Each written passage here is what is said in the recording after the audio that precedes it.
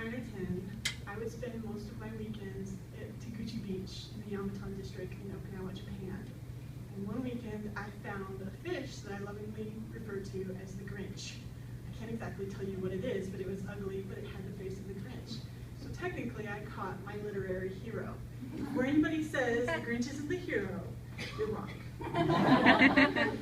So I brought it home and I put it in my father's saltwater fish tank. And I think, in a way, he was somewhat envious and jealous because I caught this magnificent beast. And at 9 or 10, you know, it's pretty epic.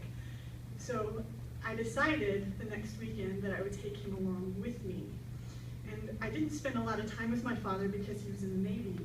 So he was gone for a year and a half or so on the submarine.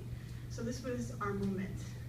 And we walked down the street past the Mama-san and Papa-san store, and they're sweeping their front porch, and we go in and grab some candy, and then we have our nets in tote, and we continue down the road and past the guy that's always walking his bull like it's a dog, next to the sugar cane fields, and we finally get to the beach, and the coral is everywhere, and it's low tide, early morning, so there's coral reef just plummeting out all over the horizon, you know, just big rocks jutting out in the distance.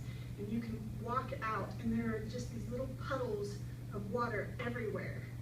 And we see something in the distance jumping across the coral. So we go out and it's got these little tentacles and it's the fucking Kraken. So I immediately, a child with lack of sense of danger, go to grab it. My dad takes my hand and says, let's just make sure it's not a blue ring octopus because those are extremely poisonous. So he verified that it was safe, and then we went through our process of trying to figure out who's going to try and catch this thing because it was moving pretty quick. We set up a couple of bottle traps, and I think he eventually, you know, he stood there with his net while I splashed in the water and tried to chase this thing into his net.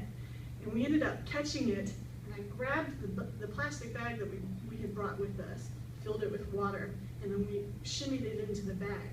And I remember handing it to my father, and he held it up in the air and looked at it.